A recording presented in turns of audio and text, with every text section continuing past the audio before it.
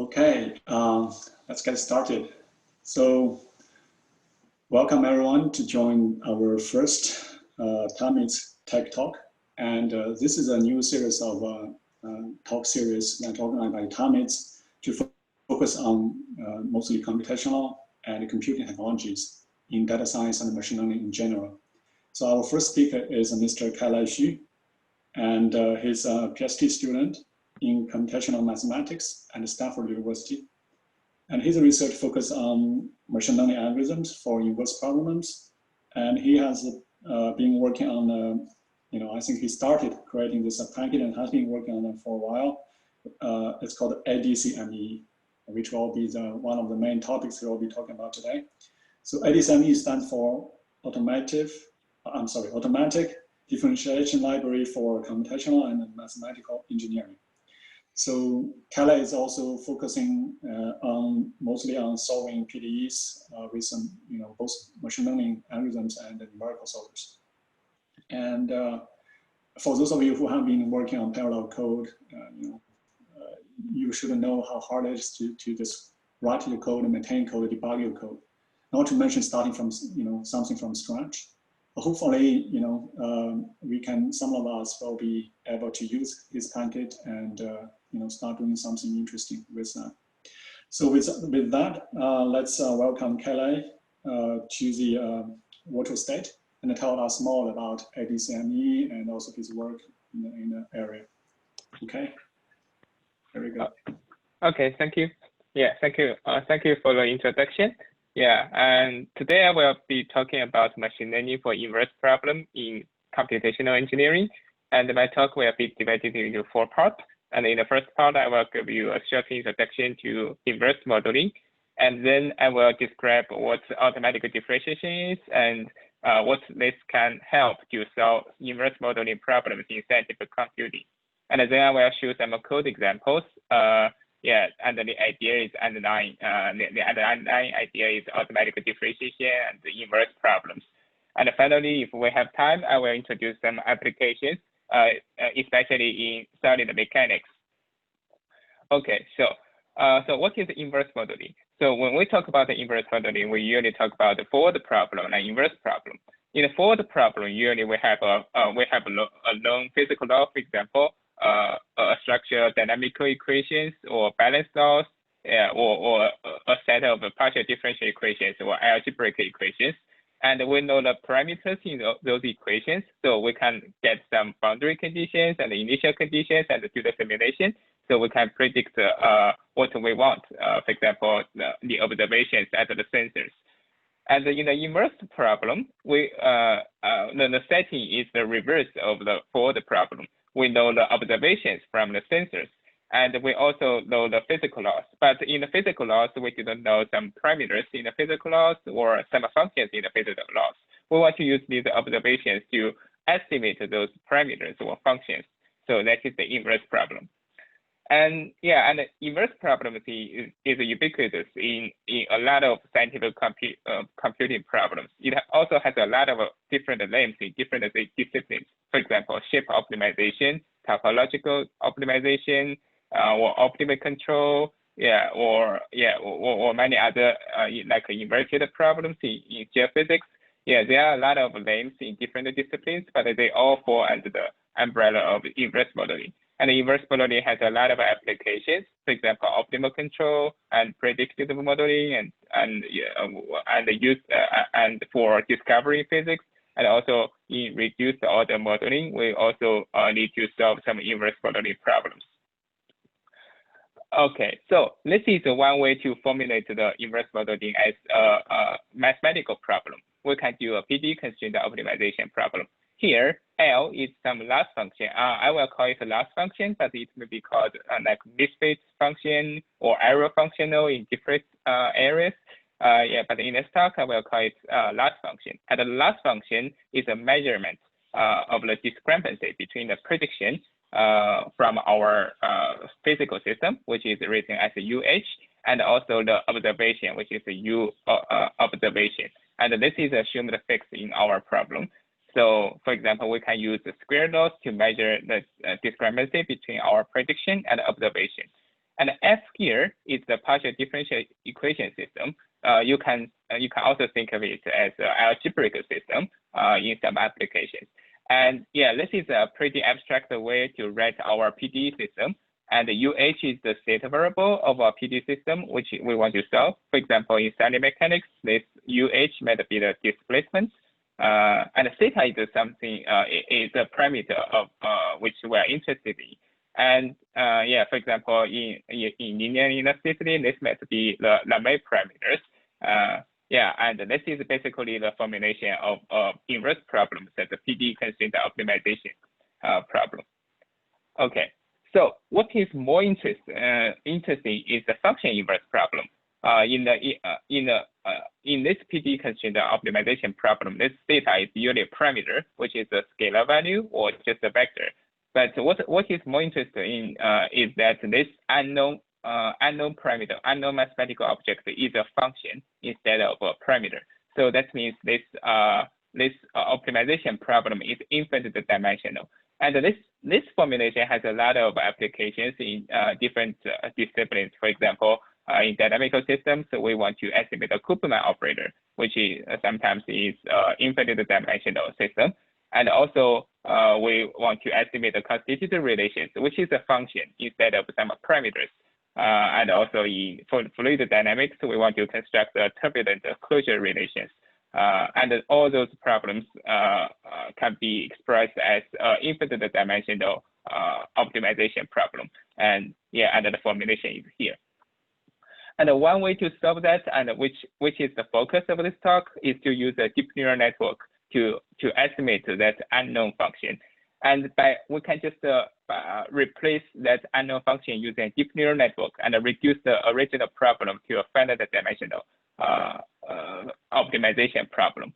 And the advantage here is that for this deep neural network, we do not have to assume any functional form. For example, we do not have to assume that F has a certain form.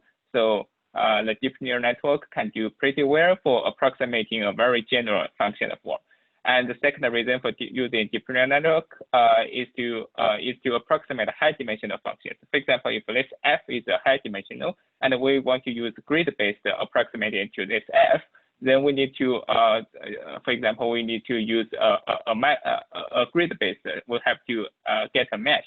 And if it is a high-dimensional function, for example, 10-dimensional, then if we have 10 grid points on each dimension, then the number of the total number of degree of freedom will be 10 to the 10th power, which is very large, and we might encounter the case of dimensionality. But for deep neural network, it is demonstrated very effective to approximate the high dimensional functions compared to the traditional basis functions. Especially in terms of programming efforts, it's quite easy to program a high dimensional mapping using a deep neural network. And we will still preserve this PDE system, this PDE constraint. We resolve this PDE constraint using a numerical solver. And this gives us the advantage that the physical constraints are enforced by numerical schemes, so that we can satisfy the physics to the largest extent. And to solve this optimization problem, there are some methods that incorporate this PDE system as a pilot term in the loss function. But in our case, we do not use it as a pilot term. But instead, we use a numerical system to resolve this PDE constraint. Yeah, that's a major difference. And actually, in this using this method, we can preserve the physics very well. Okay, so this is a summary of the optimization algorithm for how to solve this for solving this PDE constraint optimization problem. Typically we have a PDE system and we have some parameter, and then we can fit the system with the initial and boundary conditions to solve for U out of this PDE constraint. And then we compare it with observation data and get some loss function. And then we reduce, this is equivalent to write UH as a function of theta, although we usually do not have the analytical formulation, but numerically we can view UH as a function of theta. So we plug it into the last function, we get the unconstrained optimization problem. So the only task here is to calculate the gradient of the unconstrained loss function with respect to the unknown parameter theta. So you can see that when I describe theta, it is not associated with any neural network, because in neural network, this theta is just the weights and biases. And then we can apply any gradient-based optimization problem to optimize this theta. Yeah, and before I go into the next part, do you have any questions for now? So, okay. Yeah, can I ask a question? Yeah. Right, so gradient descent method is typically unconstrained optimization problem, right? I did not get how did you handle this? Oh, okay. Yeah, actually for this PD system, yeah, let's consider this PD system as well posed. So we can, for this PD system, we can solve UH from given theta, we can solve this equation and get UH, right? So UH is formally a function of theta, but we do not have the analytical form, but we can numerically solve UH in terms of a function of theta. So we can just plug this function into this ULH, and then we get an unconstrained optimization problem. Okay, so thanks. you can think of, we first solve this constraint, and we get a UH equals some G theta, and plug G theta into this last function. Then we just need to solve this minimize LH G theta. Right. So the solving constraint systems is using the PD solver, I see. Yes, using a PD solver, for example, for an element method. I see. Thanks. Yeah. Okay. Yeah. Okay. So now let's talk about automatic differentiation. So nowadays people talk about the deep learning, and when people train neural networks, people usually use the term backpropagation, and that's actually equivalent to the so-called reverse mode automatic differentiation. And the gradient is backpropagated layer by layer. And in scientific computing, people usually talk about the discrete adjoint state method, and actually you can prove that that those three terms are mathematically equivalent. That is, backpropagation is equivalent to reverse mode automatic differentiation, which is also equivalent to discrete adjoint state method. Yes, the intuition is that, for example, just think about the deep neural network. It's layer by layer. Each layer is a combination of a linear layer and activation function. In physical simulations, for example, if we are talking about dynamical system, a time-dependent system, we simulate time step by time step. And then for each layer, maybe I should not talk about layer, but for each time step, we are solving some, for example, linear. If we are solving implicit state, we have to solve a nonlinear system, or just to solve a linear system, and we have to apply linear solver for each layer, and then we go to next layer. And if you just compare this deep neural network and this numerical simulation, you will find a lot in common. And actually, when we do a joint state method, it's basically backpropagating the so-called adjoint variables, layer by layer backwards.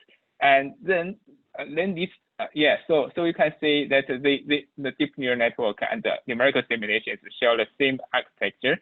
So we can we can just transfer the techniques from deep learning to our numerical simulations.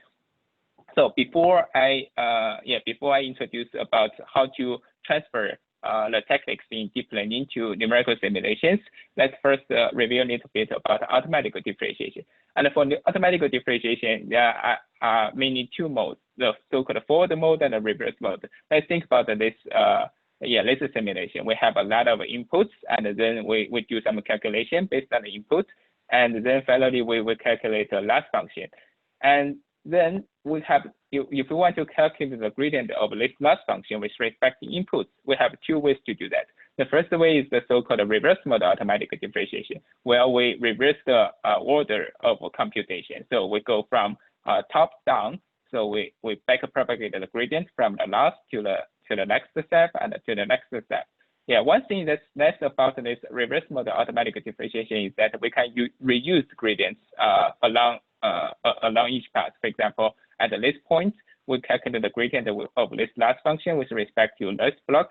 And when we calculate the gradients of this red block with respect to this black box and this green box with respect to this black box, we can just reuse the gradient that is back propagated to this block, and we do not have to calculate the gradient along this way anymore.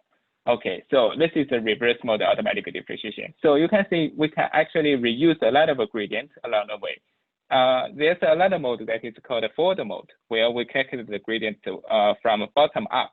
So for example, if we want to calculate the gradient of this block with respect to this block, then we have to follow this path and propagate the gradient from the bottom to the top.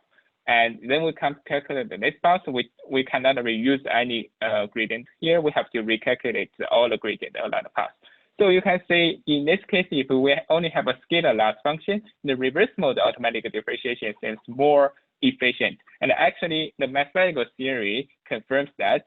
So if we have a function f that matches from Rn to Rm, if m is significantly less than n, so we should use the reverse mode automatic differentiation. So that's why in inverse modeling, we usually use the reverse mode instead of a forward mode. And for forward mode, if m is significantly larger than n, then the forward mode has some advantage. And usually this kind of problem is encountered in uncertainty quantification. So usually in uncertainty quantification, people talk about the forward mode automatic differentiation.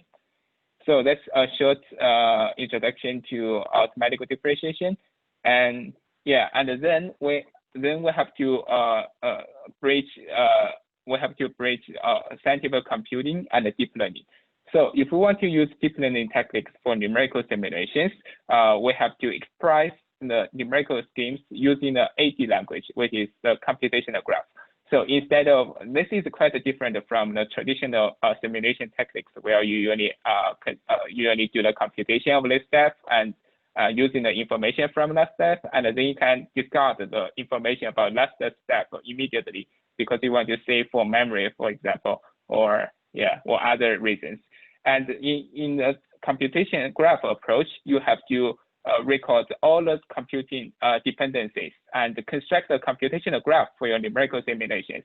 And for example, in this case, this is a time-dependent simulation. And in each time step, you need to do multiple numerical operations. And I use a node to denote a numerical operation and edge to denote some tensor values, for example, state variables. And for example, this node is a Newton-Raphson solver for this implicit numerical scheme. And the idea is that we construct a computational graph for our numerical simulations. And then when we do a reverse mode backpropagation, it can all be done automatically because we already have all the information. And the gradient get propagated through this computational graph, just using software instead of manually code all the adjoints. Okay, so this is what ADCME is for. ADCME is a software to write computational graph-based numerical simulations.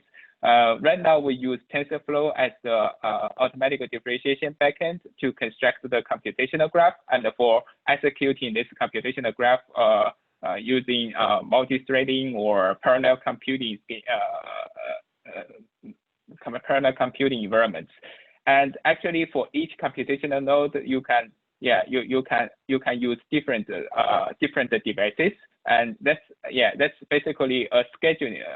That's basically it's very flexible to schedule your computation on different devices. For example, CUDA devices, or you have a legacy Fortran kernel, then you can use it very easily in this system.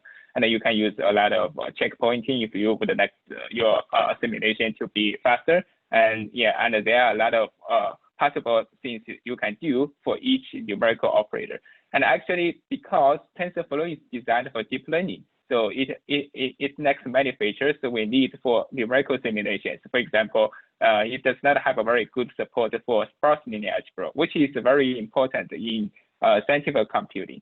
So ADCME has a lot of new features for for sparse linear algebra and linear solvers, and also it has a lot of optimizers that are usually used in scientific computing, but that's rarely used in deep learning. So this is another important aspect of scientific computing, that is parallel computing. And for parallel computing, for scientific computing, especially in inverse modeling, parallel computing is very important because it is a very important way to accelerate simulation and satisfy the demanding memory requirements. Yeah, because in reverse mode automatic differentiation, one disadvantage is that you have to save all the intermediate results. Otherwise, you cannot do the backpropagation. But then that requires a very large memory, especially when your problem dimension is very large. So if you want, you can distribute your computing into different machines, then you can satisfy the memory, resolve part of the memory issues. And one way to do that in scientific computing is to use MPI. And actually, this is also one hot research in deep learning. But if you look into the different computing models in deep learning, they are quite different from scientific computing. In deep learning, people talk about the data parallelism and the model parallelism. And for example, for data parallelism, so each machine stores a whole neural network, and then they have a parameter server to distribute the weights and biases. And so there's no communication between the deep neural network between the deep neural network on each machine. And in the model parallelism, they just split all the neural network into different parts, and each machine take care of one computation take care the computation for each part. But in scientific computing, we usually want to split the grid. For example, you have a very large grid, you want to split the grid, and each processor or machine takes care of one patch of the grid. And then actually, if you read the numerical scheme in terms of a computational graph, that means you have a lot of data exchange within the computational graph. But at the same time, because we want to estimate the neural network, which is shared between different patches, we have to do some kind of data parallelism. We want to distribute the weights and biases onto different machines. And so I call it a mixed parallelism because this pattern is quite different from that in deep learning. So that means we cannot just borrow the techniques. For example, there's a software called Hyperelasticity, which is quite popular in deep learning for distributed computing. Then it's very difficult to borrow the techniques directly from those softwares. Okay, so this is the way we solve this problem in ADCME. ADCME supports the MPI-based distributed computing. And the core idea here is that everything is an operator, whether it is a computing node or it is a data communication node. For example, in this computational graph, this might be a linear solver, and this might be some Newton reference solver for some implicit numeric scheme. And to communicate between two computational graphs, the technique we use is to treat the data communication as a separate node in the computational graph. And actually, this fits very well into this computing model.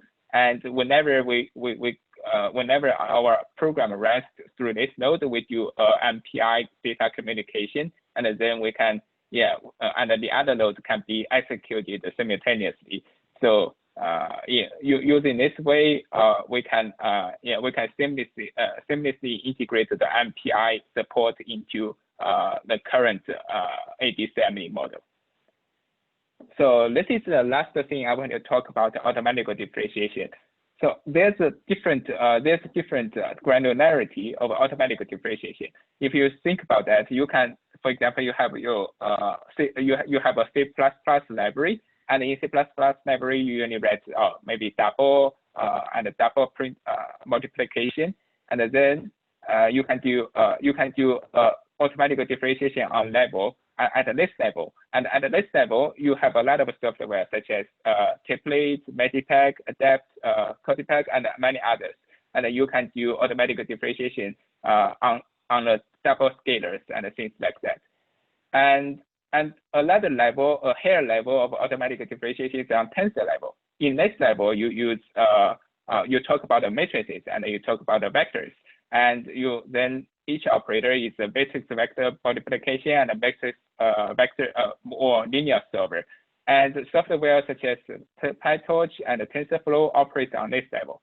And then you have a more abstract level of automatic differentiation. And at this time, at this level, for example, the OpenFOAM or SU2 or Dolphin adjoint, which is part of the Phoenix, and people do this level of automatic differentiation.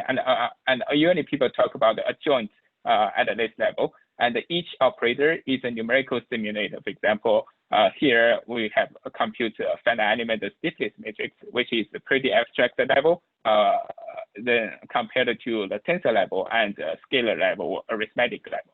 And ADCME operates on these two levels. So because ADCME has a TensorFlow backend, so that means the basic building block is the tensor level operations. But also we have supplemented a lot of functions that allows users to write a higher level of automatic differentiation, so we can gain more control over graded backpropagation. For example, you can implement your own checkpointing schemes at this level. So this is the end of the presentation. Let me look at time. Okay. So do you have any questions for now? Oh, I see a lot of chat.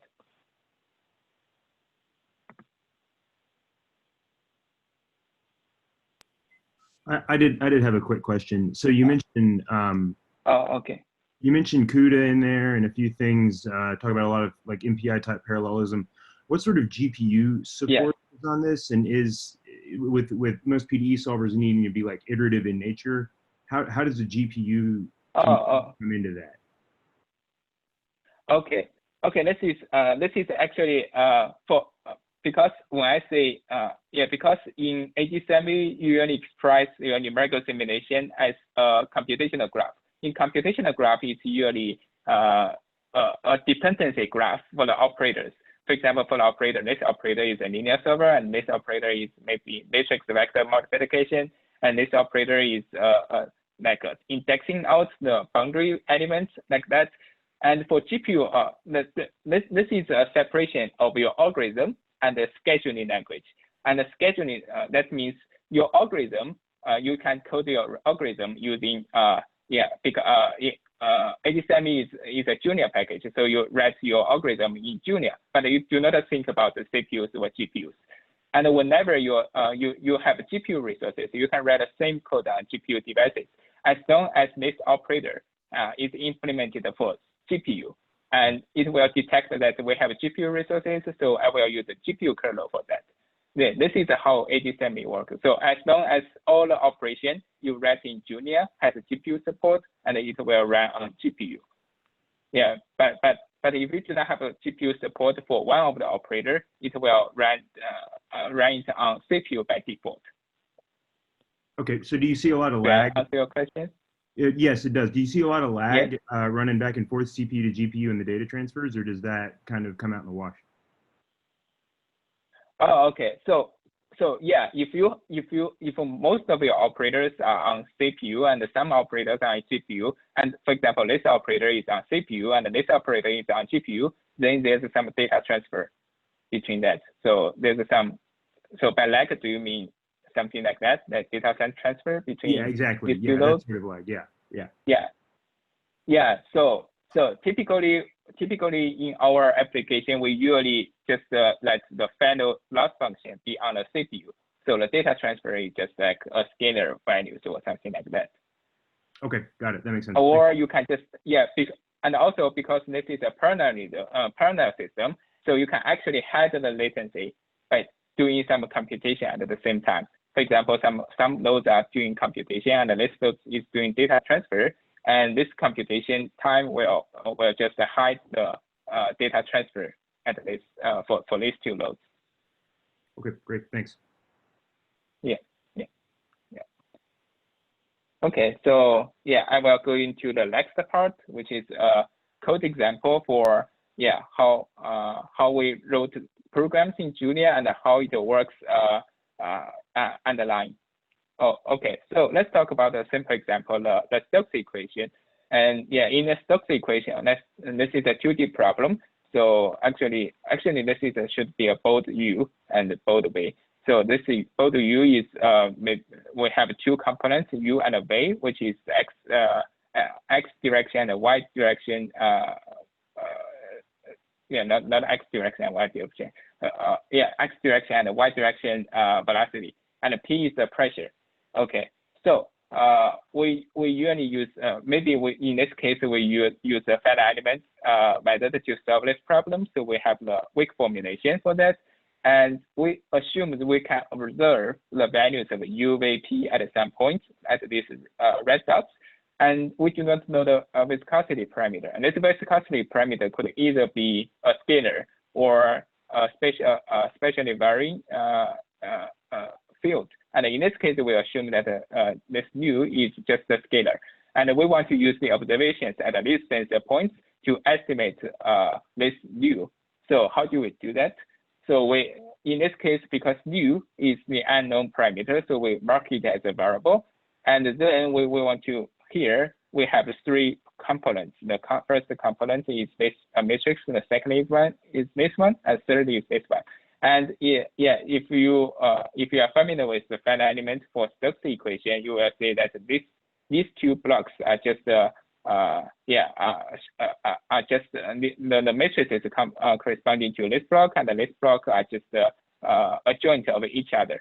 So that means we calculate this K, which is the finite element Laplace matrix, which is a very high level specification. Just as I said, we have different granularity, and this is actually the highest granularity because we formulate as a computer FEM Laplace matrix, and we do not have the tensor level or arithmetic level. And this is K, so let's use. So that means this K depends on U.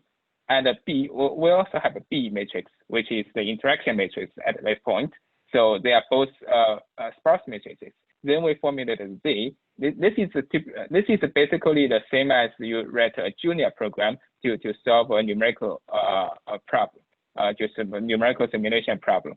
And then we impose some boundary conditions. And yeah, we also have functions like this, impose dirichlet boundary conditions. And we calculate the source functions on the right-hand side. And then this is also for dirichlet boundary conditions. And finally, to solve this problem, we just do backslash solve. Okay, something that's quite different from the typical junior program is that, for example, for this operator, which is basically extracts the boundary the boundary elements in the matrices and impose the dirichlet boundary conditions. And actually, this is a differentiable operator. That means you can take the gradient of the Z with respect to the input Z, and also with respect to the boundary conditions. And also for this sparse matrix solver. This is not the solver in junior, but the solver in ADCME. And that means you can backpropagate the gradient of the solution with respect to right-hand side and with respect to the entries in Z. And you can see we do not have any code that constructs the computational graph explicitly. That's because everything is done automatically. And because when you write a program, actually you are just coding the dependencies of your different variables. And the ADCME can use this information to construct a forward computational graph. And then the forward computational graph is through to TensorFlow. TensorFlow will process the computational graph and optimize the graph, and then give you a gradient computational graph. And so in the interface, you do not see any language that's construct that you need to use to construct the computational graph. And when you do the last function, it's quite straightforward. So you have the solution at those indices and the observation at those indices. You just sum it up. And then if you want to calculate the gradient computational graph, you get G equal gradient loss mu. And then you can use this information to do backpropagation. But in ADCME, as I said, we have a lot of optimizers for solving inverse problem. For example, if we want to BFGS, we can just use this one liner. and all the gradient calculation is taken care for you. And yeah, if actually you can think of ADCME as a set of Lego jigsaws. You have a lot of jigsaws, and when you want to build a new numerical simulator, you can take the one you want and build one simulator, and then you have the inverse modeling capability for free. And yeah, automatically after you have already implemented the forward computation code. So yeah, before I go into the last part, do you have any questions for now? Let's see the time. Okay. Okay. So yeah. So okay. Let's do the final part, the applications. So in this application, I will talk exclusively about constitutive modeling. So especially in static mechanics. Yeah, this is Okay, so we will talk about the three problems. The first problem is it's taken from static mechanics, where we have a dynamical structure equation, and yeah, you have the strain stress. You have the balance of a linear momentum, and yeah, and in this case, just to think about the 2D plates, we have some observations. Yeah, for example, like displacements U. And we want to estimate the constitutive relations, which is the relationship between the strain and the stress, which is a function. And typically, if we can collect the data from the strain and the stress, we can just train maybe a neural network or any parametric model using the strain stress data. But typically, we do not have this information. We cannot measure the stress at all the locations, or due to some technical issues, we do not have the full information to stress or strain. But typically, we can measure the displacement quite easily, the U here. And you can see that we do not have a full information to the stress, but we still want to model this using a deep neural network. So that means we do not have input-output pairs to a deep neural network, but only the displacement that depends on the output of the deep neural network. But the dependency is quite complex. It's within a nonlinear partial differential equation, because you have a nonlinear relationship here.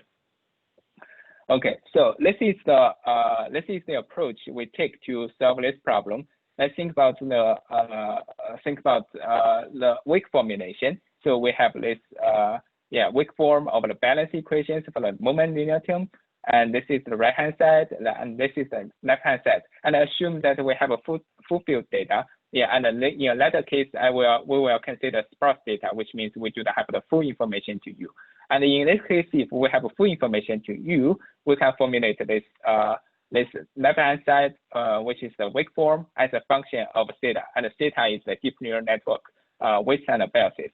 So we can just formulate a loss function by comparing this residual term. This actually in our in a partial differential equation, we solve this equation by solving a system like Pi equal Fi. But because right now we do not know the weight and basis of a neural network, we solve a minimization problem.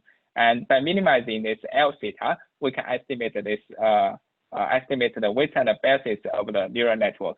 And yeah, if we write it out as a computational graph, you can see that actually this is quite similar to a recurrent neural network, where you have the last step, the stress at the last step, and the strain at the last step, and then you feed into a deep neural network, and then you get the stress at the next step. And then this has a very complex dependencies like this. So actually, we investigated into this problem. If we just use a deep neural network to model this strain stress relationship, it usually fails because it does not satisfy many physical constraints, and especially when you couple this deep neural network with a partial differential equation, they usually breaks the numerical simulator. And I think this is something that's very important, because you have a numerical simulator involved. So you must have a very stable physical formulation for your constitutive relation to make your numerical scheme stable. And this is the way we solve this problem. And actually, instead of modeling this deep neural network or this constitutive relation using a deep neural network directly, we model the Cholesky factor of the tangent stiffness matrix. For example, in hyperelasticity, we have a formula like this. And you can see that we want to model this tangent elasticity matrix as a symmetric positive definite matrix. So we use a deep neural network to model the entries in this Cholesky factor. So for example, in 3D, the output of the deep neural network will be these numbers. And using and the input is this epsilon theta epsilon at the last time step, which is the string at this time step. And and if you model the deep neural network like this, actually we get a very stable result. And also we also look into this is table here, elasto-plasticity.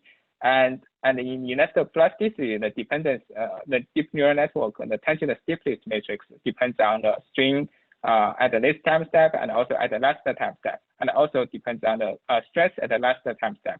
And also use Cholesky factor, Cholesky factor to obtain a symmetric positive definite matrix.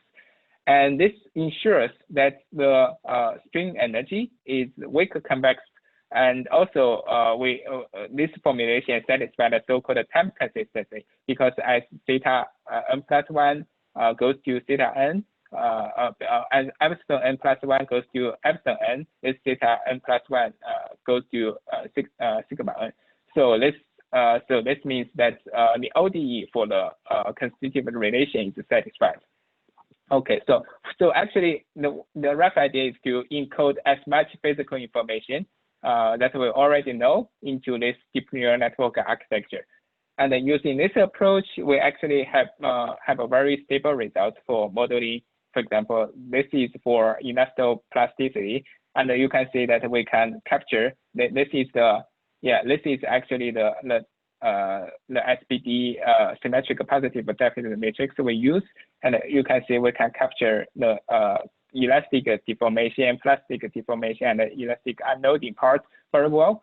And we also compared it with different alternatives, and these alternatives are shown here. For example, the second case is direct modeling of string stress relationship. We just use the neural network to approximate that, and you can see that it performs very bad. And also this one, which is satisfied, which is we have extra term sigma n here, so that this sigma n plus 1 is not far away from the last step, but it still performs badly. So you can see that if we encode many physical information into our deep neural network, we can get a better result. And this is an application for that. For multi-scale modeling, we have a fiber reinforced thin plate. And actually, in this case, we do not have any analytical constitutive relations. So this is the results using using a very fine level simulation. Actually, it's a DNS simulation for this fiber reinforced thin plate. And this is the result we recovered from our approach using, we call it SPDNN, symmetric positive definite neural network. And you can see that the result is quite similar. Because this is a multi-scale multi-scale simulation, we use a Coarser grid here. If you look at the color bar, it's quite close. Okay, so let me see if I have time. Okay, so this is the second problem, which we consider a static hyperelasticity problem. And in this case, we consider Mooney Rivlin hyperelasticity incompressible material, and the energy function is given here. And because we have this incompressible conditions, so actually this string energy depends only on lambda 1 and lambda 2. And so because we also consider static, so our constitutive relation is written as this, just like a mapping from lambda 1, lambda 2 to the stress tensors, which is 2D, because we are considering axisymmetric membrane here. And this is half of the rubber membrane, and actually the membrane should look like this because it's symmetric, we only show half of them, and we impose some pressure outside, and assume we can measure the displacements on the rubber and also the pressure. And if we impose different pressure, and we plot out the lambda 1 and the lambda 2 parameters here, and this is for one pressure, and this is for another pressure, and this is for another pressure. And actually, the different colors denote whether whether this alpha is constant or especially varying. And you can see that the distribution is quite bad. And actually, because this is a 2D to 2D mounting, you might ask why can't I just use, for example, triangulation on this lambda 1 and the lambda 2 plane? And the reason for that is because we do not use that. It's because that you can see that distribution is unevenly distributed, so it's quite bad for grid-based approximation. Or even you do triangulation, the triangles are quite it's quite difficult to capture this uneven pattern of the data distribution. So we resort to deep neural network, and actually, if we compare different basis functions, we have used the piecewise linear basis functions, and you can see that the piecewise basis functions performs very bad, and it's understandable because the piecewise linear basis functions have a local degree of freedom. So that means, for example, if it has several degree of freedom at this point, then some of the nodes are not trained. So that means it will stay here forever. And we also have a neural network, and neural network performs pretty good in this point for this case. And we also compared with the global basis functions like radial basis functions, and also there's another radial basis functions with trainable centers, and it is called a radial basis function networks. And we compare with different traditional basis functions, and actually the deep neural network approach performs quite well compared to those traditional basis functions. So the takeaway is that if your data distribution is quite uneven, and also you do not have any prior knowledge on the functional form, and especially even for this range you didn't know in advance, then deep neural network can be a very good functional form candidate for your problem. Okay, so and this is another application for learning a spatially varying fields in the hyperelasticity problem. And in this case, we want to minimize the strain and the stored energy. And this is one formulation for hyperelasticity. And actually, in this case, we have two numeric parameters, lambda and mu, and they depend on E and mu. And in this case, we generated some synthetic data to estimate the spatially varying E. So that means the E is different on different locations. And the idea is that we use a deep neural network to approximate this E, and the input to the neural network is the coordinates, and the output is E itself. And then we fed this neural network to a PD solver. And actually, this PD solver is to minimize this functional form. And then we compare the outputs with the observations, and to use a loss function to and minimize this loss function by doing gradient backpropagation. So this is the result. So this is the actual spatially varying E field, and this is the result recovered by this deep neural network. And we also compared to the case where we want to describe as just on Gauss points or on piecewise constant. So we assume that the E is different on different elements or different Gauss points. And we compare the deep neural network case with all these two cases. And actually for Gauss points and piecewise constant, it also recovers this E field quite well. But if you compare the absolute difference, you can see that the deep neural network has achieved much less error here. And the reason here is that the deep neural network actually provides some regularization. And just look, if you look at the deep neural network, because the input is the coordinate, so if two coordinates are very close, the output should also be very close. and that is encoded by this deep neural network. But if we use this Gauss points or piecewise constant, then the case is different because they are not spatially correlated. So this is the application of ADCME to non-spatially varying fields. Okay, so let me look at time. So I have 10 minutes left. So yeah, I think I can present the fellow example here. So the fellow example is from geophysics. It's not from solid mechanics. So in this case, we consider a coupling of geomechanics and a multi-phase flow. So this is the equation we just talked about. This is a linear balance, the balance of a linear momentum, and this is multi-phase flow equation. And these two equations are coupled together. And what we want to estimate is the viscoelasticity law. And this is sigma depends on both the strain and the strain rate. So this is a more complicated constitutive relation compared to hyperelasticity or linear elasticity. And in this case, we model this deep neural network. Just as I said, we want to encode as much physics as possible as in the form of this. So this H is a symmetric positive definite matrix. And this deep neural network is the residual between this sigma and H epsilon n plus 1. And actually, the rough idea is that we want to model this constitutive relation using a linear approximation, which is this part. But linear approximation is not good enough because we actually have a strain rate here. So we want to compensate this strain rate using a deep neural network like this.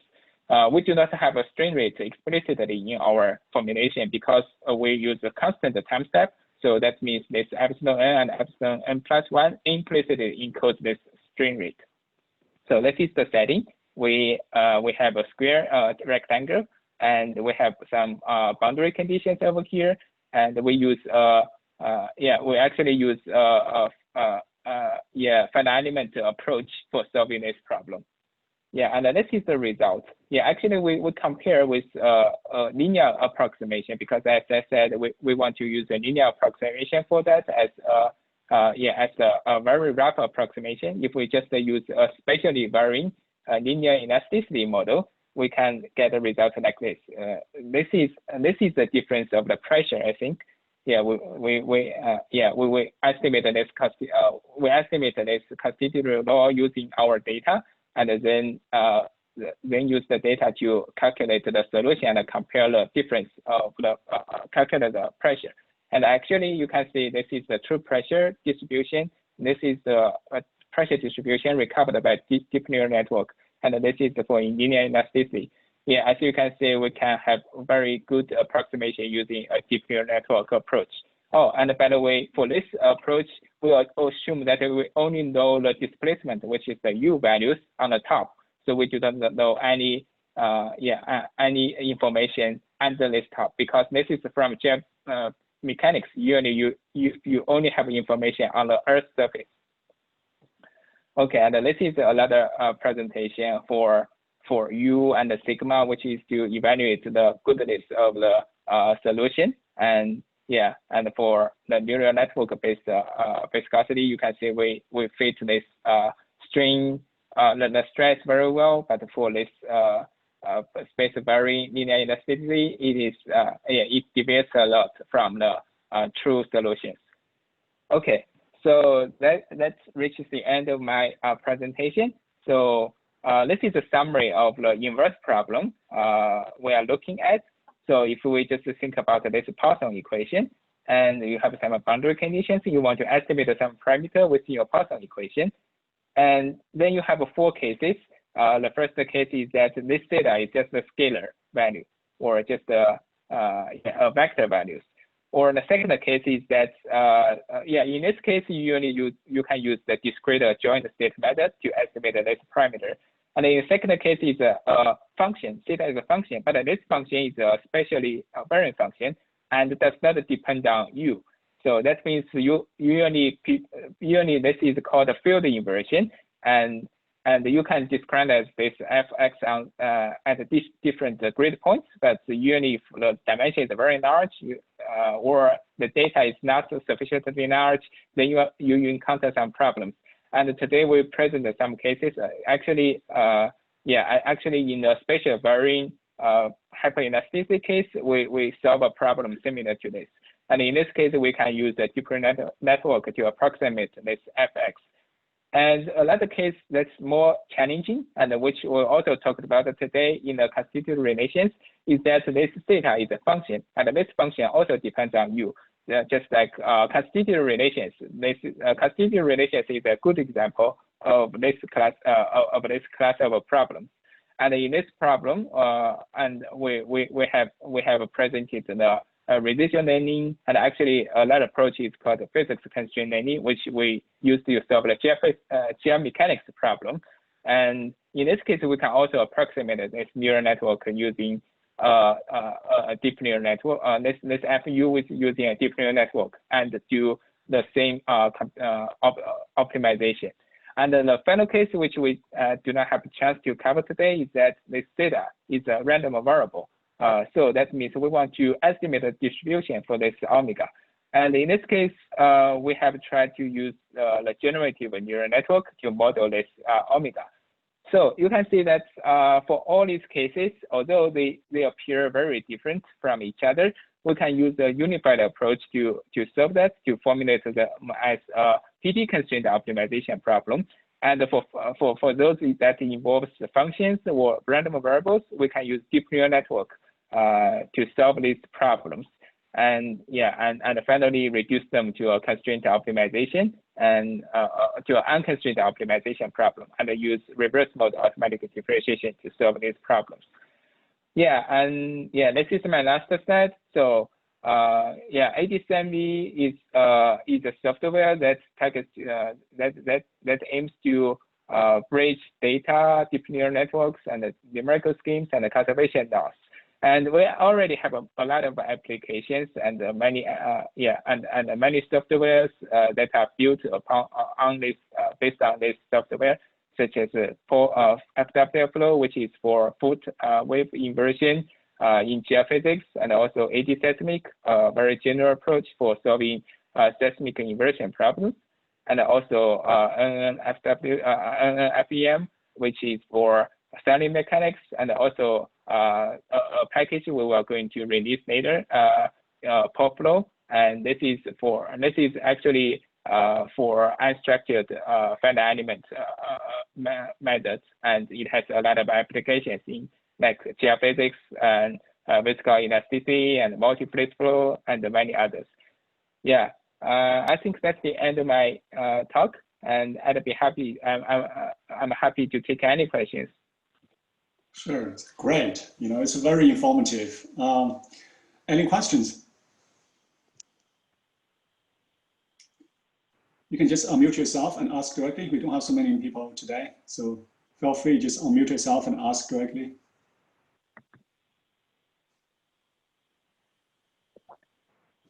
Anyone? I have a question. So thank you. It's very interesting talk.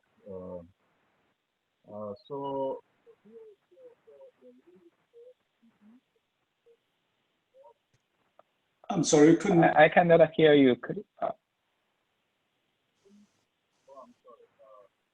Willie says we couldn't hear you clearly. Can you please type your question in the chat room, or we can just talk with the speaker probably later on. Can you hear me now? Yeah, it's better now. Good. I can hear you now. Okay, sorry. So you thank you for your talk. It was very interesting. And so you're interested here in the inverse modeling problem. So you're trying to approximate a particular parameter using neural network, and but you're solving the for the solution using a traditional solver, right? Like finite elements. Yes. So you that's right. You're integrating the neural network with the solver. Have you considered using the neural network also as the solver for the PD? That's for nonlinear and implicit numerical schemes. we have used the Newton-Raphson solver for that. And actually, that's also something that's very subtle here.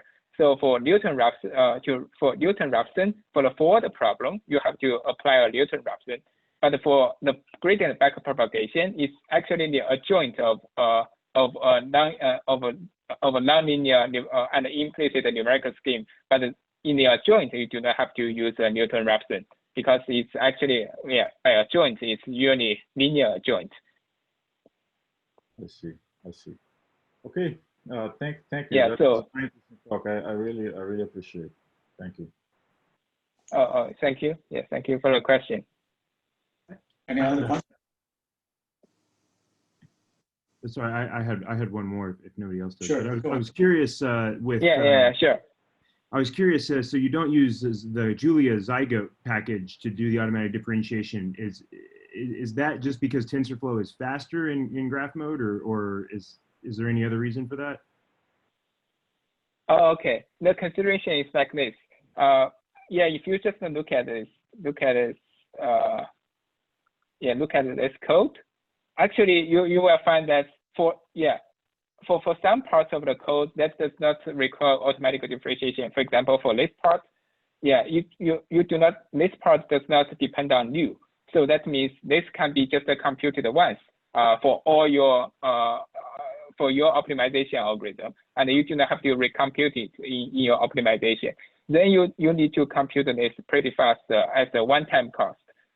Then Junior is better for that because Junior can do very fast linear algebra, so you can do data pre-processing very fast.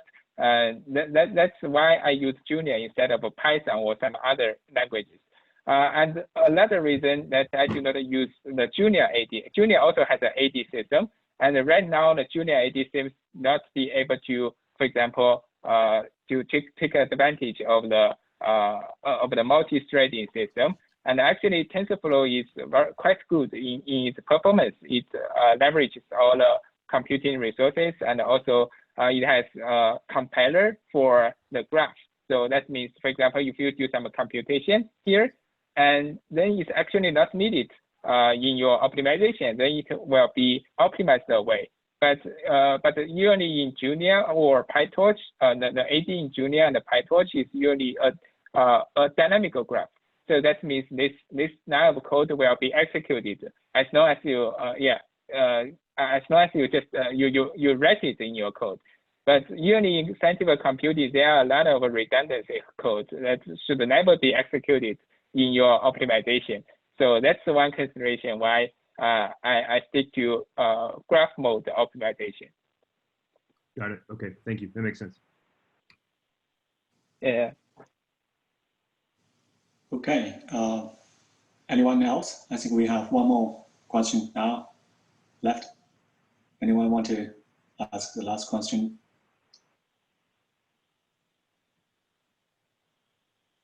Okay. I think that's probably it for our tech talk today. And we might have some follow-up workshops organized, on scientific machine learning itself, or on this particular package. Actually, I'm myself interested in learning a bit more about it. So I talked with Kailai, and if there are some local interests here at NM, we might have some follow-up workshops and probably tutorials on that. But this will serve as an introduction to ADCME and also scientific machine learning for some of our local attendees here. Hopefully, we can have a local community, forming in the near future. We, collaborate on some other interesting problems. With all that said, I really appreciate all your attendance, and thank you all for joining us today. And that's it. See you all next time. Bye-bye. Thank you. Great. Yeah, thank you very much. Yeah, bye.